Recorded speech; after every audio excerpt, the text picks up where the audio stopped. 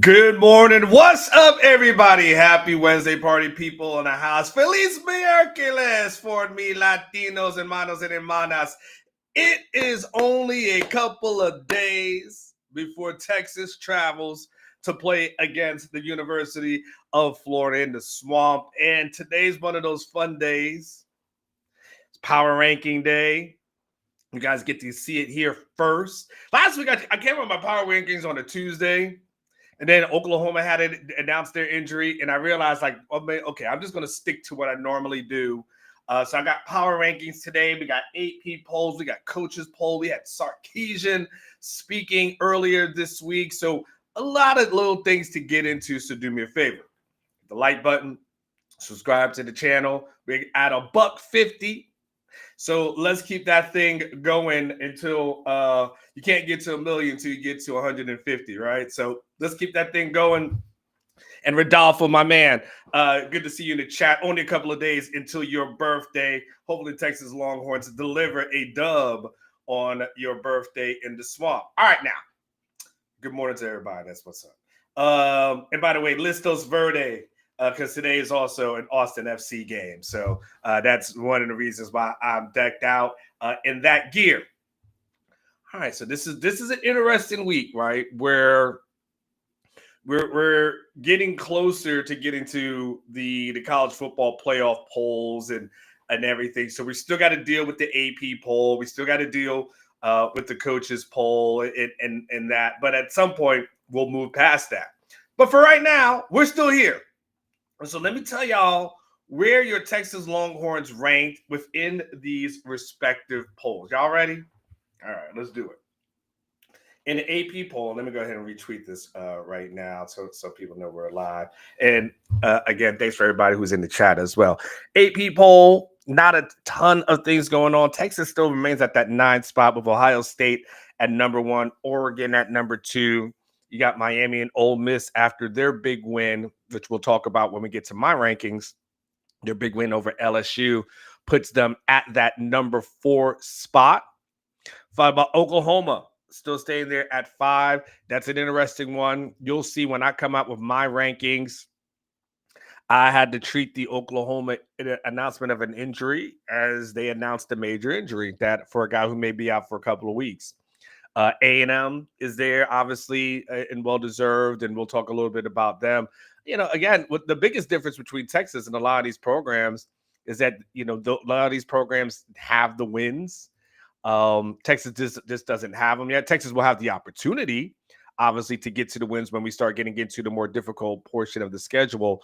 But for right now, even though Auburn's not that great of a team, Texas A&M being able to beat them puts them back at that number 6 spot with Penn State, Indiana doing their thing, and of course Alabama up there at 10, which is very kind of an interesting landing spot for them, especially since it was such a huge victory. One can argue that Alabama should be ranked ahead of Texas.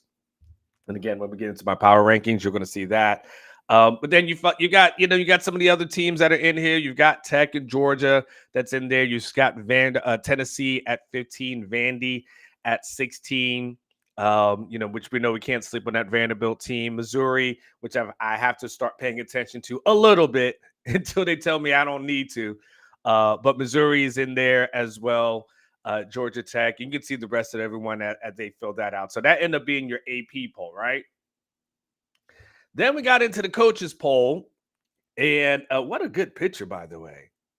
What a really, really good picture. By the way, what is that? Looks like a young Paul. Is that who's behind him? I don't know who that person is in that security detail. But in any case, I do see Sark. I just don't know who that other person is. Interesting. It's a good picture, by the way. Ohio State, Oregon, Miami, Ole Miss is in there. Texas at number 7 by the coaches, ahead of Oklahoma in the coaches poll. So that's an interesting view there. I think the coaches adjusted as well. Followed by, excuse me about that. Sorry about y'all. Followed by Georgia at 10. Clearly, Indiana's there, but I'm kind of skipping over that. Alabama at the 11th spot as well. We got LSU at 13. Where was LSU in the AP poll? Where was it? Okay, they were 13 in AP poll as well. Okay. Um, then followed by, of course, you've got LSU at 13. You've got Tech still hanging in there tough. Tennessee, Georgia Tech, Florida State. No love for my USF Bulls. I told y'all. But when I came to my USF Bulls, I understood. I ran on the top would be short like leprechauns, right? I 100% understood that. All right, so now let's get into the meat of it. And it did look like Fine Bob, didn't it? By the way, if he does run in Alabama, he wins, doesn't he? Right? Don't he wins. He wins whatever election they put him up in Alabama. I feel like that's an easy slam dunk. That's a no-brainer there. Let's not get it politicized and let's not go too far off of that. But I feel like if there's anybody who represents the state of Alabama and anybody who can win and anybody who can debate and anybody who can stand criticism, I feel like he would be the one. Which interesting. I guess I won't be on his show anymore. It'll be somebody else's show. All right, so now let's get into power rankings. What up? What up, Mark? What up, Sam? Man, what's up? I see y'all all there. And y'all agree, Benji as well. Like I think he wins by a landslide. You're right. All right, so let's get into my power rankings for this upcoming week. And this one's crazy for me because I go week by week. And I know when other guys on the staff, they have a different approach. I just take a week by week approach as to what I see. And so as to what I see, where teams are right now, let's get into it. It's going to be interesting. Here we go. At my number one spot, the team I talk so much crap about has shut me up. They shut me up, killing the board. Slam dunked. He slam dunked it in my face. Bama at number one. You beat Georgia. That was my number one team. You knock off Georgia. At that point, I have to forgive you for what happened versus Florida State. I have no choice at that point. I have to just let all hearts and minds have to be clear at that point, right? So I put them there at number one. And look, Florida State's 3-1, right? So I can't necessarily say that Florida State is trash, even though I don't think they're that great. But I'll put Alabama at the number one spot. I'll put Ole Miss at number two. Ole Miss, undefeated. How'd you come to that conclusion? They beat LSU. Yes. My only thing with Ole Miss, though, is that the other wins are against Georgia, Kentucky, Arkansas, and Tulane. Just not enough body of work for me to say they're the number one team, and they were able to beat LSU. Just not enough there for me to say number one, but enough for me to say, all right, you my top two. Followed by A&M, and I have to give A&M their credit by beating Auburn in kind of an ugly offensive game. But nonetheless, A&M keeps stacking up their wins. And again, I think for me, with A&M, look, you can make an argument for number one if you really wanted to, but they have beat Notre Dame. They did beat Auburn. And so at that point, they kind of are who they are at this moment. I dropped Georgia. It's interesting. When I was talking to Jason dropped Georgia a lot in his poll. And I just felt like when you lose a close game like that, I don't feel like you penalize Georgia as much for a loss like that. And I still feel like if I went Georgia versus the rest of these teams on the schedule, Georgia probably has the edge in most of those games, right? So Georgia's a team that went out there. They already beat Tennessee, right? So they deserve to be ranked ahead of them, even though it was a close game. But they beat Tennessee, and they're probably would be the favorite to win most games. Maybe not the Texas game, but I kept Georgia. I didn't penalize Georgia too far for the loss or too much for the loss. I got Tennessee. I moved them up a couple of spots. That was as relates to Tennessee, they did beat Mississippi State. I talked about that before, how that was going to be a really good game. It was. One thing we know about Mississippi State, y'all, is that we do know that they can score some. And so that's going to be one of those games where I look at, and again, this is where I talk about when I say things like, man, this offense got to get right, because you got teams up that are going to be coming on the schedule. Maybe not the Floridas of the world, and we'll see what Oklahoma looks like in a couple of weeks, but you got other teams that are going to be at bat that can score some points. Mississippi State can score some points. Vanderbilt can score some points. Georgia can score some points on a good day. A&M can score some points on a good day. Like, at some point, just to expect Texas to hold everybody to 7 is just unrealistic. But I got Vanderbilt there at 6. I have Texas not really moving, keeping them there at that 7 spot. I got Missouri. Oh, annoying Missouri. Old annoying ass Missouri. But hey, they're 5-0. I mean, it's not like they don't have a great win on their schedule at this moment. We'll know more in another week, not this week, but the following week. Missouri's going to bye this week, and then next week they'll have Alabama. And so we'll know a little bit more, and that's one that's going to be at home. So we'll know a little bit more about that Missouri team within the next couple of weeks when they actually face someone who's good. I dropped LSU after their loss. They had to, something had to give. Someone had to drop. And then, so, they had to pay the penalty. Mississippi State, of course, they had to pay a little bit of a penalty for their loss. And Oklahoma, I had to it was time to correct that. I had them at 2 last week, but you're at 2 with John Mateer. Without Mateer, you ain't at 2. You at 11. Now, if he comes back, cool. But for right now, that's what I think of Oklahoma without Mateer. That's where they are for me. Right ahead of Auburn, which of course is deservedly so. Considered Oklahoma defeated Auburn before. So again, I feel like the stars are kind of aligning there.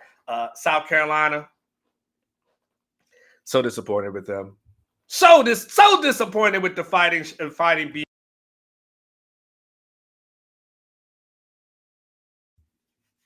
So I had to blow my nose. I didn't want y'all to hear all that. That would have been kind of gross for those at home. Allergies today, man. Weather's beautiful though. South Carolina, they kind of are what they are at this moment. And then the last 3, I moved. Ironically, I moved Florida up, even though they didn't play, only because Kentucky, I had to penalize them for basically getting drugged by South Carolina 35-13.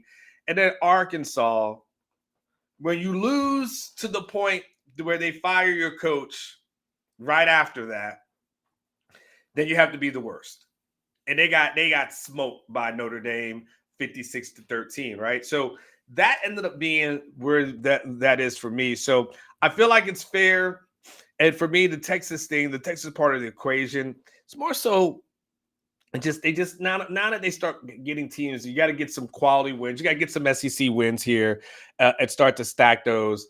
Florida, I'm not quite sure what I would need to see for Florida game for that to move the needle for me dramatically. It will move the needle for sure, but will it move it dramatically? Not quite sure there. But get the Oklahoma win, the Florida win, which get those wins and however you can get it. That will be important for me going forward. Here's a look at this weekend's games. There's a lot of teams on buys here. So when we look at the SEC schedule, y'all, interesting games. Kentucky is at Georgia. Interesting. Not the thing that I would tell myself is must-see TV, but Kentucky is just one of those weird teams. And Georgia's one of those weird teams as well. Georgia's that weird team that you feel like, man, and they could beat somebody by like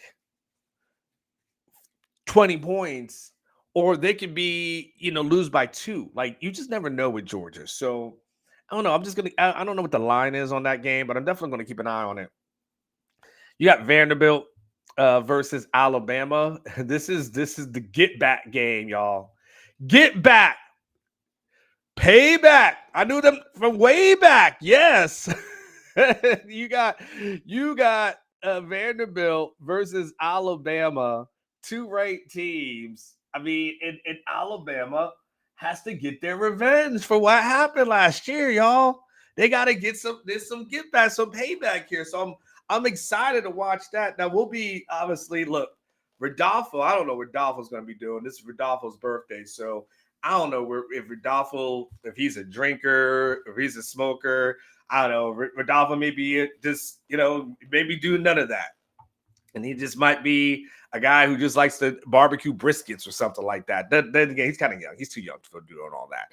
I don't know what you're going to be doing, Rodolfo, but by the afternoon hour, though, you've got some good games there. Kent State at Oklahoma, no one cares. Unless y'all you just want to put some stuff on Prize Picks and take the more on certain things. And then the nightcap, which will be a really interesting game for us to watch. You guys get to watch a little bit more than myself. Will be Mississippi State versus A&M. Looking forward to checking that one out a little bit, kind of in the peripheral, as I got other things that'll be on my task, other things on my mind. But then you can see everybody else. Arkansas is on the bye. Auburn's on the bye. LSU Tigers, number 1. Ole Miss, Missouri, South Carolina, and then Tennessee. And so really, for me and for us, obviously, it's that Texas versus Florida matchup is the ones that we are looking at. Sandman says Bama by 14. Wow. And Ben G with the prediction, by the way. Ben G says Vandy is upsetting Bama for the second straight year. And yes, Vandy might be in the top 10 after this weekend from Sam Shepard. You guys might be on one right here, and not in a bad way. And Money B says take the over in the Bama game. And Sam Shepard said, what did Cody say? Cody said bet the house on the cover versus Mississippi State. You know what? Cody's pretty good. So if Cody says that, I'd pay attention. I'd absolutely pay attention to that. Here's another thing I want y'all to pay attention to, though. Sark spoke on Monday, and there's a super chat that came through. So I like to make sure I get my super chats in. And ATX Bake says, "Hey, we get you up here. Super chats get you in front of the line." ATX Bates says, is Pavia the best player in the SEC right now? He might be the best quarterback. There's an argument that could be made that he's the best quarterback. I mean, but Vanderbilt's a better team than they were last year. But, I mean, when you got Vandy at 5-0, and the thing about Pavia, which is interesting, and him being the leader of that team, right? And I mean, yes, he's played for 8 years, but I think it was year 6. It doesn't matter. Sometimes the longer you play doesn't mean you get better. It just means you've been playing a long time. There's a lot of people who play for a few years and they suck. So, but I don't know if he's the best player in the SEC, but he might be the best quarterback in the SEC. Probably between him and Aguilar from Tennessee. But he's damn good. I can tell you that much. He ain't a guy I'm sleeping on, and I think none of us are going to ever sleep on him. My man T comes in with a super chat. He's like, hey, your top 5 players that need to come out witness protection on Saturday, and what is your upset on Saturday? All right, hold on. Let me see if I can write this down. My top 5 players who need to come out of witness protection.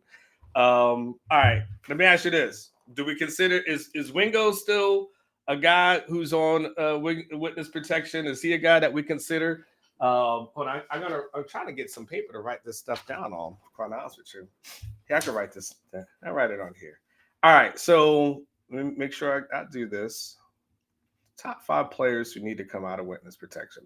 Well, I mean, I'm writing it down as we speak. Wingo's a guy. Wingo's a guy for me. That still you need him, and I know we saw a glimpse of him, but that's more like that's kind of like Tupac in Cuba kind of thing. You're like, Tupac is alive. He's living in Cuba, right? But is he alive? Like, I don't know. Did he fake his death? Machiavelli? I don't know. So I'm still gonna have Wingo. I still got Wingo on my top list. Can I go either running back? Either running back for me would need to come out of witness protection, whether it's Baxter or Wisner. And you can say, well, Wisner, you saw Wisner a little bit in week 1, but I had a stat in one of my stories. Let me see if I can find it real quick. If I can, it'll be hold on. I had a stat, but basically, if I can't find it, it'll take too long. Basically, every running back on the roster would need to average over 100 yards to get to 1,000 yards in the regular season. Whoever ends up getting it would be the bell cow, whether it's CJ Baxter, whether it was Weiser, Christian Clark, Garrett Gibson. Like I looked up all 4 of those guys, and it's going to take a minute for either one of that to happen for them. So I need those running backs, whoever ends up being that guy. I need them to come out of witness protection. So I'm gonna put a tie from there. I don't know what we know about injuries at this moment. I'm just going through the side. Golly. I mean, hell, I can choose any of those offensive linemen that you can tell yourself you might want to see a little bit better of, whether it's a Campbell, whether it's a Hudson. I put Colin Simmons on that list. I put Colin Simmons as a guy that I want to see a little bit more of. He's definitely in that category. And I understand what they're saying, like, hey, the quarterback is getting rid of the ball pretty fast. But I still want some disruption up front. So I would put him on that list. Is that 4, or am I missing one? I'm trying to think. The other edge position is Ethan. I'm okay with what I'm seeing from the interior guys. I think I'm at 4. Andrews would be a guy potentially. He's on my list as well. And then anybody who's kind of young, but the DBs for the most part are okay. So hopefully I got to 5. I feel like I mentioned a lot of guys. I feel like there was another super chat that came in though. Yeah, Ruben Estrada had a super chat, right? Here we go. There's Ruben. There's Cody. That's what I said. Cody's a good guy. Cody kind of Cody what's the word? That I don't, what's the word, instead of like wearing on you, like in a bad way. Like I didn't really know Cody that much until he started working here, so I didn't really know what to think. I was kind of didn't have too many thoughts. But the more I've gotten to see his work and more got to see him do, I'm like, hey, this guy does really good work. Like I like him. He does really good work. He's really solid. I like him. Ruben Estrada said, "There's a word that I don't want to say. It's not like wear on you." But I don't know. Whatever that word is, it is what it is. Cody does really good work. Ruben says Texas is only favored by 6. And while the O has questions, is there any reason to think the D won't shut down Florida? I think 24-6 is realistic. That's a good one. Growing on me. Thank you. There you go. Growing on you. That's the word. Phrase. Growing on me. He has grown on me. Ruben, yeah. I mean, listen, here's the one thing we're not factoring in, Ruben, which is we're not factoring in these turnovers leading to a shortened field for Texas, or the turnovers that Florida could potentially commit leading to touchdowns for Texas, right? Where there's interceptions and things to that effect, right? So I 24-6. First of all, the 6 part from Florida is super realistic. The 6 part is realistic. 24, well, I don't know. I don't know about 24, Ruben. I would love it, but yes, if you tell me right now that this defense shortens the field against Florida, and you tell me, Ruben, that one of the turnovers or 2 leads to touchdowns for Texas, then 24-6, I'm actually okay with, Ruben. I mean, as we talk it out, I'm okay. I don't think that'll be my score prediction, but I do like it. But I don't know if I'm going to go above 20 for the winner, if I'm just being kind of honest about it, Ruben. Make sure there's no other things. And Sam Shepard says defense scores a touchdown this weekend. That's what I'm saying. Especially if it's going to be a rainy day. Now, look, we'll see what happens. I got to check. Yesterday I was checking. It's close to a 50% chance, but it's Florida. That all that can change in a heartbeat in that state. So I mean, hell, it could be normal, and then things just kind of go out of whack. So not quite sure, but I do like where you guys' heads are at, and I like what you guys are thinking. Speaking of heads are at, speaking of what we're thinking, and speaking of Cody, the Prize Pick Show, we're going to be recording that within the next hour or so. So we're going to Prize Picks, getting ready for tomorrow. I'm going to pre-record my show on Friday because I fly out early on Friday morning. Don't nobody get any ideas. I got security like a mug at my house, and I got nosy neighbors. I got neighbors who post on Nextdoor.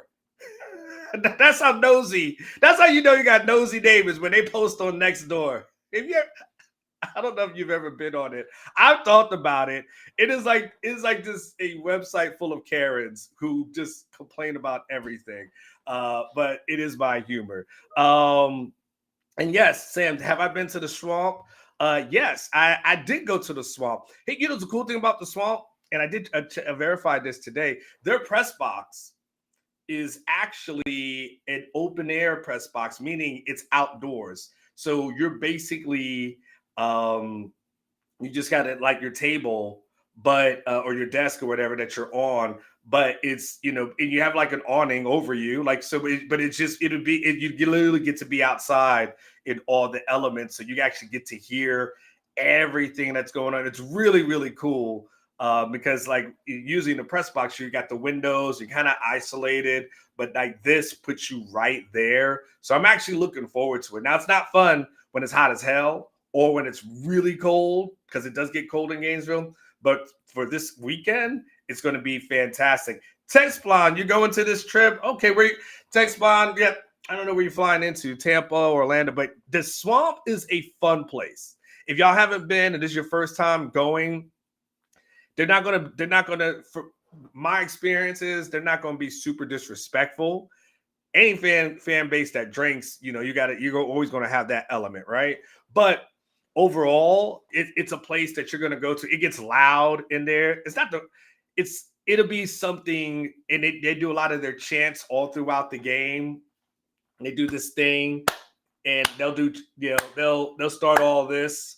You'll hear all that. You'll get used to it, and then you'll get annoyed by it by the end of the first quarter. But if Texas is winning, you won't really want to give a damn, because you'll just be laughing at them. And hopefully Texas wins like my USF Bulls did against those stinky-ass Gators.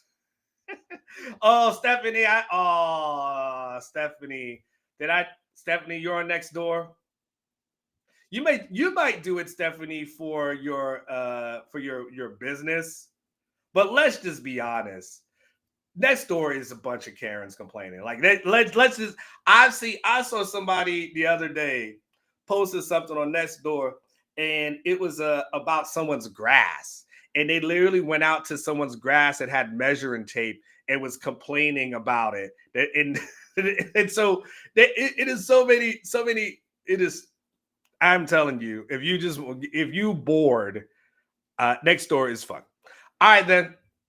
Y'all take care. Remember what I always say? Let me say it like it was like your last. One day it will be. So go out and do something nice and special for yourself. Listos Verdes to Austin